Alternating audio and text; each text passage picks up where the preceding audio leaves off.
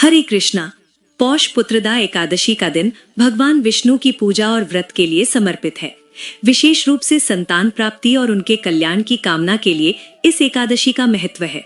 भक्त उपवास रखते हैं, विष्णु सहस्त्र नाम का पाठ करते हैं और भगवान विष्णु से कृपा की प्रार्थना करते हैं। ये दिन परिवार में सुख, शांति और समृद्धि लाने वाला माना जाता है। पौष पुत्रदा एकादशी भगवान विष्णु को समर्पित है। इस एकादशी पर किया गया व्रत और पूजन मनुष्य के समस्त पापों का नाश करता है और उन्हें भगवान विष्णु की असीम कृपा प्राप्त होती है। हिंदू कैलेंडर के अनुसार पौष माह के शुक्ल पक्ष में पौष पुत्रदा एकादशी मनाई जाती है।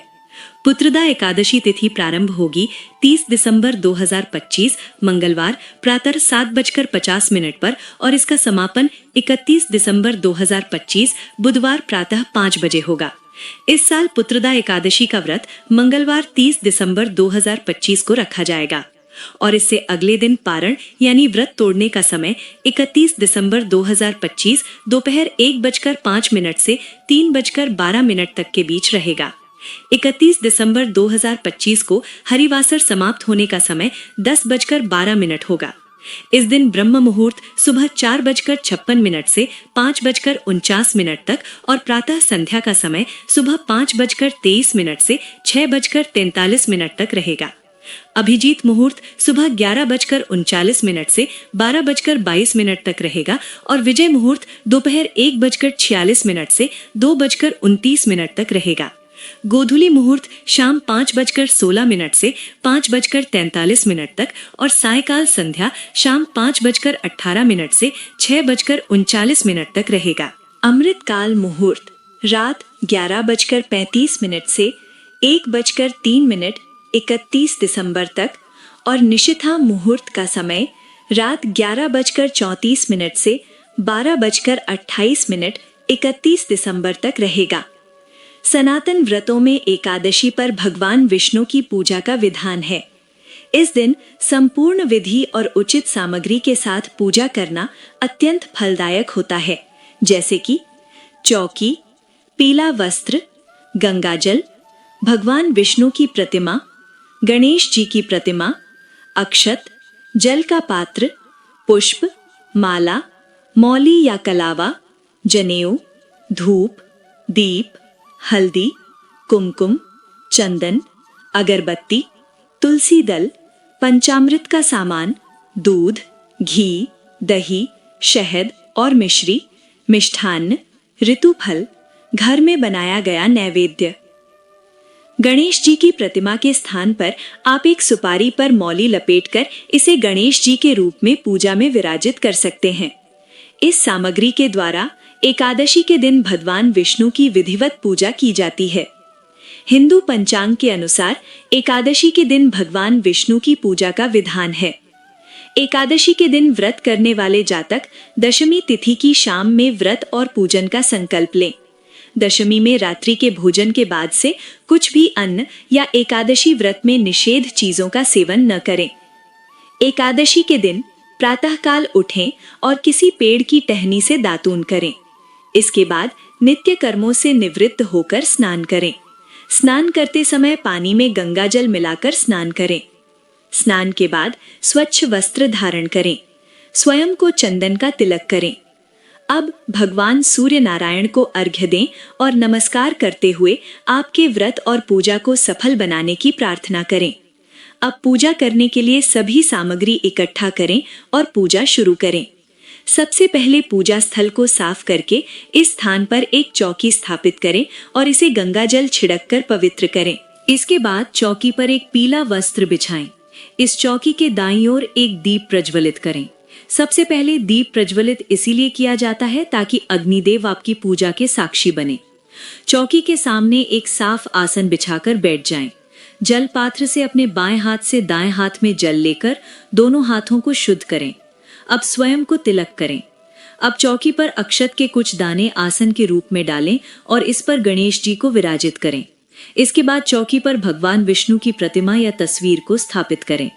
अब जल पात्र से पुष्प की सहायता से जल लेकर भगवान गणेश और विष्णु जी पर छिड़कें। भगवान गणेश को हल्दी, कुमकुम, अक्षत और चंदन से तिलक करें। इसके बाद वस्त्र के रूप में उन्हें जनेऊ अर्पित करें। इसके बाद पुष्प अर्पित करके गणपति जी को नमस्कार करें। भगवान विष्णु को रोली चंदन का तिलक करें। कुमकुम, हल्दी और अक्षत भी चढ़ाएं। अब ओम नमो भगवते वासुदेवाय नमः मंत्र का जप करते हुए श्री हरि को पुष्प, जनेऊ और माला अर्पित करें। भगवान विष्णु को पंचामृत में तुलसी दल डालकर अर्पित करें। चूंकि भगवान विष्णु को तुलसी अति प्रिय है, इसीलिए भगवान के भोग में तुलसी को अवश्य शामिल करें। ध्यान रखें, गणेश जी को तुलसी अर्पित न करें। इसके बाद भोग में मिष्ठान और ऋतु फल अर्पित करें। विष्णु सहस्त्र नाम या श्री हरि स्तोत्रम का पाठ करें। अंत में भगवान विष्णु की आरती करें। अब सभी लोगों में भगवान को चढ़ाया गया भोग प्रसाद के रूप में वितरित करें। इस तरह आपकी एकादशी की पूजा संपन्न होगी। इस पूजा को करने से आपको भगवान विष्णु की कृपा निश्चित रूप से प्राप्त होगी। एकादशी भगवान विष्णु को समर्पित है। इस एकादशी पर भगवान विष्णु को प्रसन्न करने के लिए कुछ विशेष मंत्रों का जाप करने से आपको इस व्रत का संपूर्ण फल प्राप्त होगा। कुछ जातक एकादशी का व्रत नहीं करते हैं, लेकिन यदि वे भी पूजा के समय भगवान विष्णु का स्मरण करके इन मंत्रों का जाप करते हैं तो वो भगवान विष्णु की कृपा का पात्र अवश्य बनेंगे। ओम नमो भगवते वासुदेवाय नमः ये मंत्र सर्वोत्तम विष्णु मंत्र माना जाता है। एकादशी के दिन 108 बार इस मंत्र का जाप करने से भगवान अति प्रसन्न होते हैं और अपनी भक्त की हर मनोकामना पूरी करते हैं। कृष्णाय वासुदेवाय हरये परमात्मने प्रणतः क्लेश नाशाय गोविंदाय नमो नमः। जीवन में आंतरिक पारिवारिक क्लेश दूर हो जाते हैं। मानसिक दुविधाओं से निजात पाने के लिए इस मंत्र का जाप करते हैं। नारायणाय विद्महे वासुदेवाय धीमहि तन्नो विष्णुः प्रचोदयात्।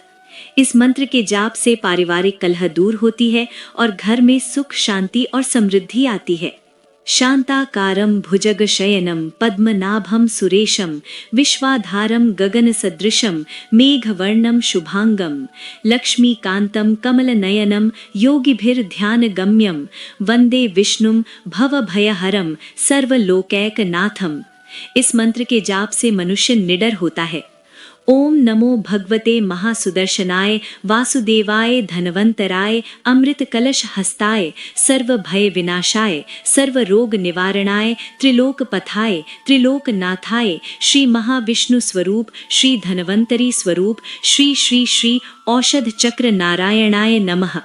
इस मंत्र के जाप से व्यक्ति को स्वास्थ्य संबंधी समस्याओं से छुटकारा मिलता है। आइए जानते हैं एकादशी व्रत का पारण कब और कैसे करना चाहिए। एकादशी व्रत का पारण द्वादशी तिथि समाप्त होने से पहले करना आवश्यक है। यदि द्वादशी तिथि सूर्योदय से पहले समाप्त हो गई हो तो एकादशी व्रत का पारण सूर्योदय के बाद ही करना चाहिए। एकादशी व्रत का पारण हरिवासर के दौरान भी नहीं करना चाहिए। हरिवासर द्वादशी तिथि की पहली 1/4 अवधि है। व्रत तोड़ने के लिए सबसे उपयुक्त समय प्रातःकाल होता है। व्रत करने वाले श्रद्धालुओं को मध्याह्न के दौरान व्रत तोड़ने से बचना चाहिए। अगर कोई प्रातःकाल पारण करने में सक्षम नहीं है तो उसे मध्याह्न के बाद पारण करना चाहिए। जब एकादशी 2 दिन होता है तब स्मार्थ परिवारजनों को पहले दिन एकादशी व्रत करना चाहिए। दूसरे दिन वाली एकादशी को दूजी एकादशी कहते हैं। सन्यासियों, विधवाओं और मोक्ष प्राप्ति के इच्छुक श्रद्धालुओं को दूजी एकादशी के दिन व्रत करना चाहिए। हमारे शास्त्र कहते हैं कि एकादशी व्रत में सही अवधि में पारण करना अनिवार्य है, क्योंकि इसके बिना आपको व्रत का पूर्ण फल प्राप्त नहीं होता है। हमारा आपको ये सुझाव है कि एकादशी समाप्त होने के बाद द्वादशी तिथि में हरिवासर की अवधि में पारण बिल्कुल न करें। आप देवदर्शन टीवी चैनल पर हर द्वादशी के दिन पारण करने का शुभ मुहूर्त जानने के बाद ही अपना व्रत खोलें, जिससे आपका ये महत्वपूर्ण व्रत सफल बने। हिंदू पंचांग के अनुसार एक वर्ष में लगभग 24 एकादशी तिथियां आती हैं। उन्हीं 24 एकादशी तिथियों में से एक है पुत्रदा एकादशी। पुत्रदा एकादशी साल में 2 बार आती है, एक हिंदू मास पौष में और एक श्रावण मास में। हम पौष मास के शुक्ल पक्ष में आने वाली पुत्रदा एकादशी को पौष पुत्रदा एकादशी के नाम से जानते हैं। इस एकादशी का महत्व इसके अर्थ में निहित है। पुत्र अर्थात संतान और दा अर्थात देने वाला। इस प्रकार पौष पुत्रदा एकादशी संतान दायिनी एकादशी कहलाती है। सनातन धर्म में इस दिन व्रत और पूजन को बहुत फलदायक और महत्वपूर्ण माना जाता है। सर्वप्रथम तो जो मनुष्य अपने पूर्वजों का आशीर्वाद प्राप्त करना चाहते हैं वे पौष पुत्रदा एकादशी का व्रत करते हैं। वहीं कुछ लोगों द्वारा स्वस्थ और ओजस्वी पुत्र की प्राप्ति के लिए भी पौष पुत्रदा एकादशी का व्रत किया जाता है। इसके साथ ही जो जातक अपने जीवन में अज्ञानतावश किए पापों से मुक्ति चाहते हैं वे ये व्रत और विधि पूर्वक पूजा अवश्य करते हैं। हमारे पुराणों में पौष पुत्रदा एकादशी पर किए गए व्रत को बहुत महत्वपूर्ण माना जाता है। कहा जाता है कि इस एकादशी का व्रत महाभारत काल से प्रचलित है और स्वयं श्री कृष्ण ने इस व्रत का महात्म्य धर्मराज युधिष्ठिर को सुनाया था। इस व्रत को करने से मनुष्य के जीवन में सकारात्मकता बढ़ती है। पौष पुत्रदा एकादशी पर व्रत करना इसीलिए भी विशेष माना जाता है क्योंकि इस व्रत को करने से मनुष्य की समस्त असंभव मनोकामनाओं की पूर्ति होती है। यदि आप भी अपने जीवन में भगवान विष्णु का आशीर्वाद प्राप्त करना चाहते हैं तो इस पौष पुत्रदा एकादशी का व्रत अवश्य करें। साथ ही इस व्रत से जुड़ी अन्य जानकारियों के लिए जुड़े रहिए हमारे साथ देवदर्शन टीवी चैनल पर। तो ये थी एकादशी से जुड़ी संपूर्ण जानकारी। उम्मीद है ये जानकारी आपको बेहद पसंद आई होगी। हमारी कामना है कि आपको पौष पुत्रदा एकादशी व्रत का संपूर्ण फल प्राप्त हो और आप पर भगवान विष्णु की कृपा सदैव बनी रहे। इसी के साथ दोस्तों इस वीडियो को लाइक कर दें और चैनल को सब्सक्राइब करके कमेंट सेक्शन में जय श्री कृष्ण अवश्य लिख दें। धन्यवाद।